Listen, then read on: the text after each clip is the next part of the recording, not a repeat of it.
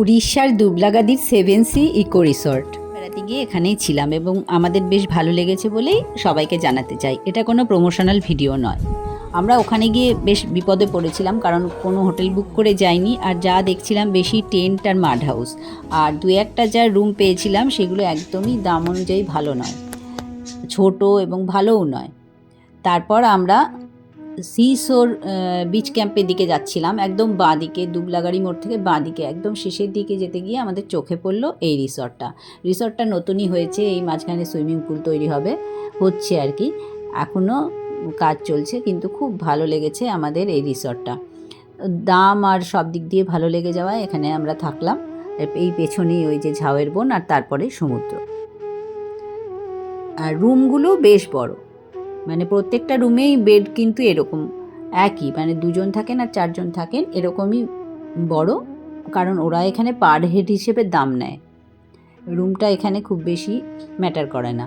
তো এই এরকমই আছে, ভালো বেশ, মানে একটা করে ড্রেসিং টেবিল, ওয়ার্ড্রোব, বসার চেয়ার টেবিল, এই টয়লেটে যেমন যা থাকে, গিজার, টয়লেটারিসও সব দিয়ে গেছিলো, আর খুব পরিচ্ছন্ন, আর নতুন বলে একটু বেশি পরিষ্কার। সবচেয়ে রুমের বেডটাই আমাদের ভালো লেগেছিল, কারণ বেশ বড়, 3জন বা 4জন অনায়াসে থেকে যাওয়া যায় এই বেডে। আর ওরা আমাদের যাওয়ার সাথে সাথেই ওই ওয়েলকাম ড্রিঙ্ক দিয়ে অভ্যর্থনা জানালো।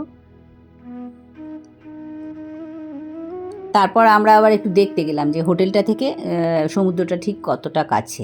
তো পেছনে সিঁড়ি দিয়ে উঠেই এরম ঝাউয়ের বন, আর এটা আমাদের ভীষণ ভালো লেগেছে, ঘন ঝাউয়ের বন, একদম এই জঙ্গলের মধ্যে দিয়ে, এই 400-500 মিটারও হবে না, তাই গিয়েই দেখলাম এই যে সমুদ্র। আর তারপর 1 ঘন্টা বাদে লাঞ্চের টাইম ছিল, তো আমরা লাঞ্চ করতে চলে এলাম। দেখে নিন এবার লাঞ্চে কী কী দিয়েছিল ওরা।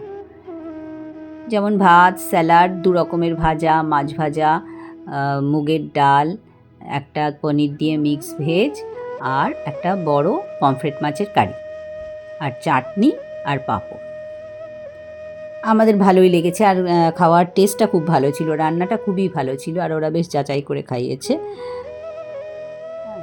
আর দেখুন চারপাশটা বেশ পরিষ্কার, তো এটাই আমাদের ভীষণ ভালো লাগছিল, একদম বাড়ির মতো পরিষ্কার ঝকঝকে।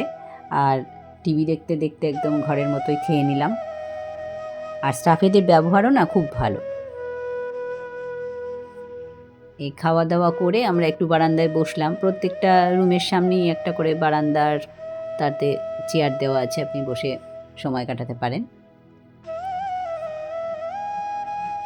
সন্ধেবেলাটা এখানে, সন্ধেবেলায় 8টার পরে আর সমুদ্রের ধারে থাকা যায় না, তাই এখানে বেশ ব্যবস্থা করা আছে, গান টান চলে, আর আপনি ওখানে বসে স্ন্যাক্স খেলেন, নাচ গান করলেন, অনেকজন গেলে আরও বেশি মজা হবে।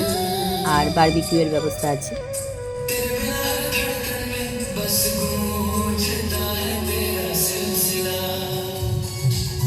বন্ধুবান্ধব মিলে গেলে বেশ নাচ গান করে বারবিকিউয়ে মানে চিকেন করে আপনি খেলেন, ভালো লাগবে বেশ। তো ওরা ওদের যে ইভিনিং স্ন্যাক্সটা ছিল দিয়ে গেল, এই 4টে করে ভেজ পকোড়া আর চা, কফি, খেয়ে যা খাবে। আর অন্ধকারে এমনি তো আর কোথাও যাওয়া যায় না, তাই ওই ভিতরেই সময় কাটাতে হবে। আমরা তাও একটু রাস্তার দিকে গেছিলাম। আচ্ছা, এই পরের দিন সকালের ব্রেকফাস্টে ছিল ব্রেড, বাটার, ডিম সেদ্ধ, মিষ্টি, অথবা এরম লুচি, তরকারি, তো আমরা যে যা খাই সেরমভাবে নিয়েছিলাম। আর এছাড়া পরোটা, স্যান্ডউইচ, এগুলোও ছিল। আবার আপনি এই মেনু কার্ড থেকে অর্ডার করেও কিছু খেতে পারেন, সেটা অবশ্য এক্সট্রা। আর এই পেছনের ঝাউবনটা না খুব ভালো, কারণ গরমকালে গেলে হয়তো একদম দুপুরবেলা সমুদ্রের ধারে থাকা যায় না, সেই সময়টাও আপনি এই জঙ্গলের মধ্যে বসে থাকতে পারেন। আর প্রচুর পাখির ডাক, আর এত ঘন না যে আপনার ঠান্ডা, এখানে তো এই সময় বেশ শীত করছিল, মানে গরমকালেও আরাম। পরের দিন লাঞ্চেও প্রায় একই মেনু ছিল, শুধু পমফ্রেটের বদলে ছিল চিংড়ি, 4টে করে চিংড়ি দিয়ে মালাইকারি, এছাড়া ওরা আবার দিতেও চেয়েছিল। আর স্বাদটা খুব ভালো, মানে ওদের রান্নাটা খুব ভালো হচ্ছিল, এটা একটা আমাদের ভীষণ ভালো লেগেছে, খুবই ভালো রান্না। আপনি আগে থেকে বুক করেও যেতে পারেন, আবার এখানে রুম ওদের অনেক আছে, আমার মনে হয় গিয়ে বুক করলেও পেয়ে যাবেন। এই যে ডিনারে ছিল এই চিকেন, রুটি, তরকারি আর স্যালাড, আর যে ভাত খাবে ভাত, আর সঙ্গে একটা করে মিষ্টি। তো খাওয়া দাওয়া আমার মনে হচ্ছে ঠিকঠাকই ছিল, ভালোই ছিল। এবার শুনে নিন হোটেলের দাদা কি বলেছে। রিসর্টে বালাসোর থেকে যদি আসি ট্রেনে, বাই ট্রেন, তো কিভাবে আসবো? বালেশ্বর থেকে বাই ট্রেন এলে আপনাকে স্টেশনে নামতে হবে। স্টেশনে যদি আপনি অটো নিয়ে নিতে পারেন, যদি বড় গ্রুপ থাকে 7-8 জন বা 6 জন, বলোরে নিয়ে নেবেন। অটো হলে আপনার 700-800 টাকা এরকম নেবে, আর বলোরে হলে আপনার 1400 থেকে 1500 টাকা নেবে। সিধা গিয়ে এসে রিসোর্টে ছড়ে দেবে। যদি আপনি ওইখানে গাড়ি ঠিক করেন তো আলাদা ব্যাপার, নাহলে আমরা এখান থেকেও গাড়ি পাঠিয়ে দেন। আপনি বলবেন যদি সেম রেটে ওই গাড়িও আপনাকে রিসিভ করে নিয়ে আসবে। আচ্ছা, মানে এবারে দেখতে গেলে আপ অ্যান্ড ডাউন আপনার টোটাল অটো হলে 1600 টাকা, আর বোলেরো হলে আপনার 3000 বা 2800 টাকা এরকম খরচা আছে। আচ্ছা আচ্ছা। আর যেই গাড়ি যদি যারা সাইট সিন করতে চায়, যে বোলেরোটা আছে ওনার সঙ্গে কথা বলে ওনার সাইট সিনও করে নিতে পারে। সাইট সিনের কস্ট একটু আলাদা থাকে, তো গাড়িওয়ালা বলে দেবো, আমরাও বলে দিই।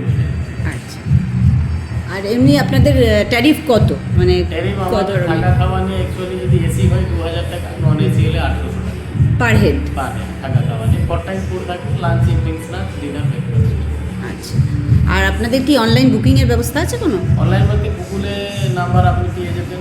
নাম্বার পাবো? না, ওইখানে কল করলে বুকিং হয়ে যাবে। এবার এখন তো নতুন বিজনেস এটা। হ্যাঁ, আমি ওই মানে ম্যাপে পাচ্ছিলাম না, ওই জন্য পাবেন, কিন্তু কল করতে পারবেন। হ্যাঁ, কল করা যাচ্ছিল না। হ্যাঁ, আপনাদের নাম্বার যদি এখানে থাকে তাহলে একটু দিয়ে দেবেন।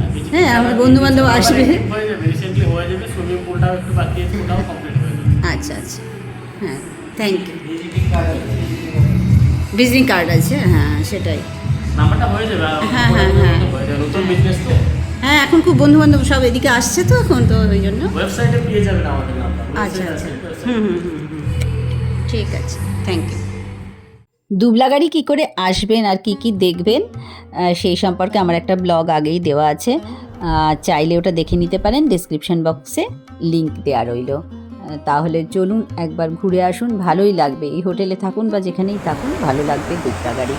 আর এই যে বিস্তারিত দিয়ে দিলাম হোটেলের তথ্য।